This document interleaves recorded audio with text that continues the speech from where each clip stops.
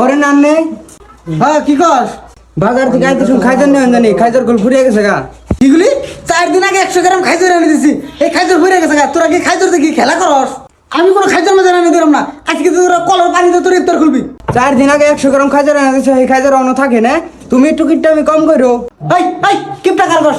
কিপটা আমি যদি না করতাম এত বড় ঘর দিয়ে আসতাম রে, তখন তো আমার চললে আমার ভুগি রান্নাবো, তখন তো আমি চলার না। হ্যাঁ তুমি মরলে তোমার ঘর বাড়ি তোমার কবরে নিয়ে যাও। হ্যাঁ আমি বললে আমার গুরুস্থান একটু বড় করে দিস, এত কষ্ট বাড়ি করে আমি থেকে যাবো না, আমার গুরুস্থান এগুলো সব বাড়ি করে দিয়ে দিবি। একখানি জায়গা তোমার কবর খুঁজে ঘর বাড়ি সব তোমার দিয়ে দিই। এম বাকিটা মনে তো আমি কোনোদিন দিই নেই। আব্বা শুনুন, কি কও? এলে গ্যাসটা ভরে গেছে গা, আমার পরবাতে রান্না আমার কষ্ট হয়, এলে একটু গ্যাসটা ভরে দিন। হেই কি কবো?